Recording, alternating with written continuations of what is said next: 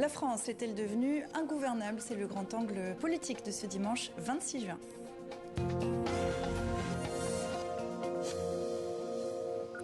Les mots sont du Times à Londres. Emmanuel Macron aurait été abasourdi après le résultat des législatives dimanche dernier. Le Rassemblement national et la NUPES prennent le camp présidentiel en tenaille.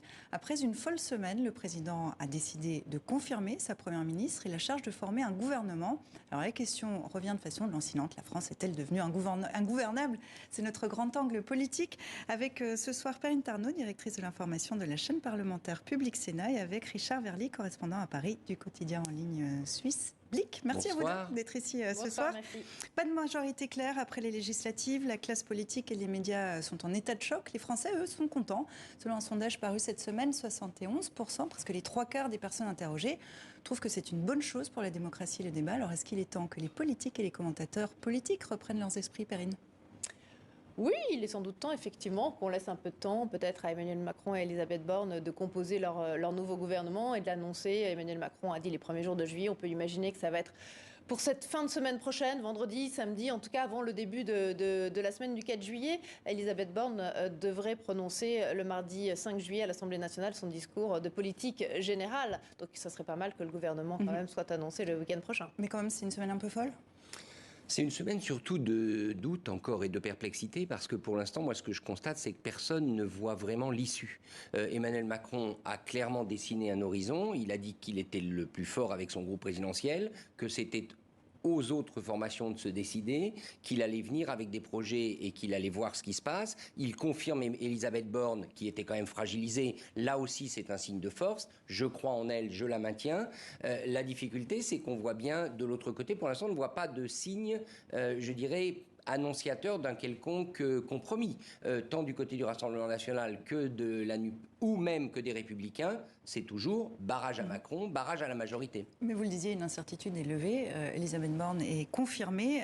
Regardez ce reportage, ce sujet de notre confrère de France Télévisions, Julien Nini. Quand il arrive en Bavière hier soir pour le sommet du G7, Emmanuel Macron le sait. Si les dossiers internationaux sont toujours aussi denses, sur le plan national, quelques questions politiques très sensibles sont désormais tranchées. Par exemple, celle du sort réservé à Elisabeth Borne, en suspens depuis la déconvenue des législatives.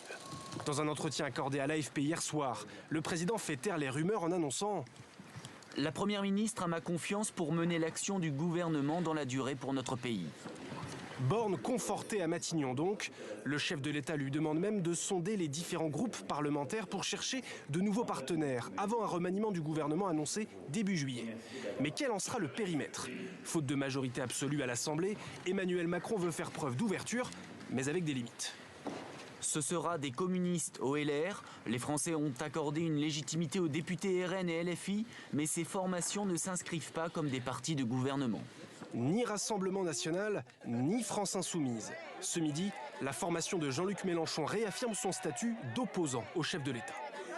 Cela n'aurait aucun sens et participerait finalement des combines dont nous ne voulons pas. Donc nous lui avons dit, il n'y a pas d'arrangement possible. Nous avons un mandat, il est clair, celui d'être dans l'opposition. Et en démocratie, ça a du sens, c'est important, il faut chérir ça. Reste maintenant à savoir si les autres partis saisiront ou non la main tendue par Emmanuel Macron. Son second quinquennat en dépend. Est-ce que c'est une main tendue vraiment? On a eu l'impression mercredi quand il s'est exprimé à la télévision qu'il renvoyait dos à dos les oppositions. Je trouve que ce qui est surtout frappant dans cette séquence, c'est qu'Emmanuel Macron veut vraiment rester le maître de son horloge, des horloges politiques françaises. C'est-à-dire qu'il veut vraiment conserver cette stature de chef d'État au-dessus des autres partis de gouvernement. Et donc il a fixé vraiment son cadre. Voilà, le RN, LFI, ils sont ok légitimes de par leur élection, mais ce sont des extrêmes, a-t-il dit dans son entretien à l'AFP, ce ne sont pas des partis de gouvernement. Donc la coalition, effectivement, est ouverte plutôt vers les autres groupes politiques de l'Assemblée nationale. On va très vite le voir. Un des premiers textes qui va être examiné par le Parlement sera notamment le texte sur le pouvoir d'achat.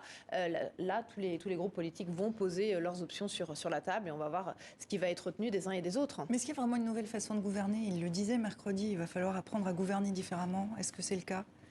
Toute la question est de savoir si, lui, Emmanuel Macron et sa première ministre, est-ce qu'ils sont prêts à véritablement tendre la main à d'autres formations que celle du camp présidentiel, parce que tendre la main, c'est pas seulement proposer des postes à quelques personnes, c'est éventuellement faire de vraies concessions politiques. Et du côté des Républicains, les Républicains ont fait de la réforme de la retraite, par exemple, un marqueur. Eux, ils la veulent, cette réforme de la retraite. Donc, est-ce qu'Emmanuel Macron peut aller de l'avant ? Première question. Et la deuxième chose, c'est évidemment celle du style. Parce qu'en continuant de fixer lui-même l'agenda, le président de la République montre qu'au fond, il n'a pas tellement changé. Et sa première ministre est avant tout là pour exécuter. Alors, est-ce que, c'est la question qui se posait en filigrane, est-ce que le pays est ingouvernable ou est-ce que le président ne sait pas gouverner, même si ce n'est pas exactement son rôle ? En tout cas, un paysage politique morcelé, un gouvernement privé de majorité, ça parle aux Belges, ça leur rappelle quelque chose. Et soit c'est taquin, le quotidien flamand de référence de Standard s'amuse de l'affolement de la classe politique hexagonale. Je me tourne vers la française. Vous comprenez cet amusement ? Mais moi, je ne suis pas sûre que la France soit ingouvernable aujourd'hui. Je rappelle que quand même, pour faire adopter un texte au Parlement, il faut une majorité simple et pas une majorité absolue. Donc, la majorité ensemble peut très bien faire adopter un texte avec 250 voix, par exemple, plus quelques voix d'appui, etc. Donc, il ne faut pas forcément une majorité absolue pour faire adopter une simple loi au Parlement. Donc, la France, pour l'instant, n'est pas ingouvernable. On va voir, en revanche, s'il y a beaucoup d'obstructions parlementaires de la part de certains groupes à l'Assemblée, où là, effectivement, les débats vont pouvoir traîner, et ce qui peut, effectivement, entraîner un effet de blocage. Mais ça pose la question de la culture politique. Il y a en France, les Suisses, bons camarades, de proposer un cours de démocratie, globalement, cette semaine. Enfin, vous avez lu la presse comme moi. Est-ce que le sens du compromis, c'est quelque chose que la France peut mettre en place ? Est-ce que ça existe déjà ? On a l'impression que non quand on regarde de l'étranger. On a l'impression que non, surtout parce que, d'abord, je dirais, la caisse de résonance médiatique française, elle est quand même très 5e République. C'est quand même l'affrontement des personnalités. Tout est fait dans les médias pour amener les personnalités les unes contre les autres. C'est très polarisé.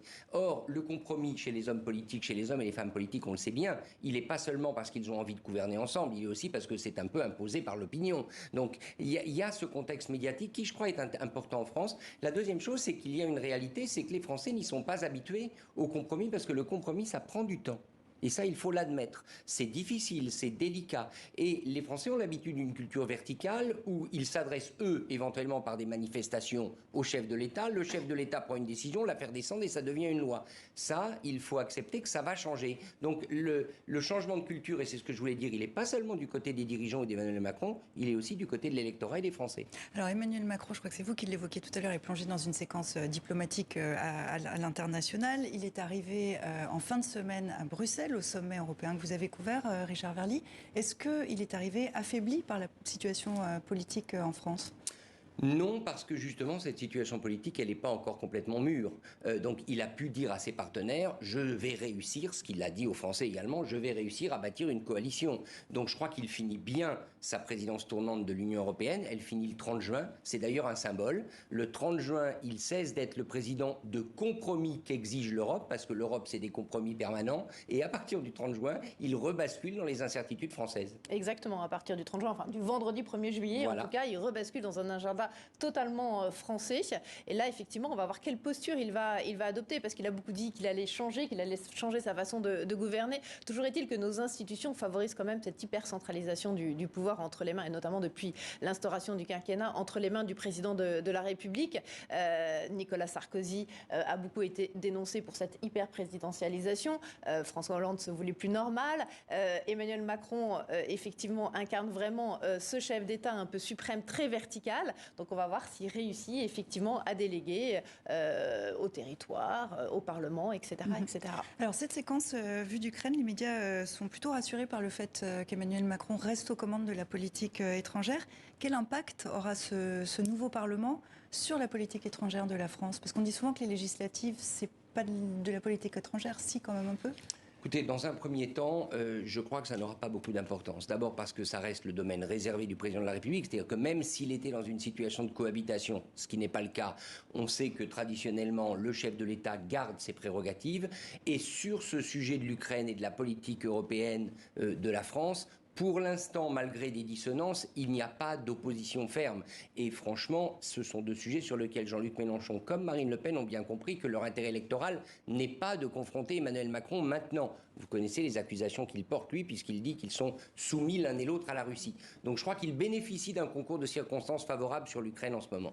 Oui, sauf que Emmanuel Macron a promis de renforcer les crédits des armées et donc c'est sans doute autour peut-être des débats autour de la loi de programmation militaire que se feront sans doute entendre les premières voix dissonantes entre les différents groupes politiques au Parlement sur ces questions des armées et puis des interventions extérieures.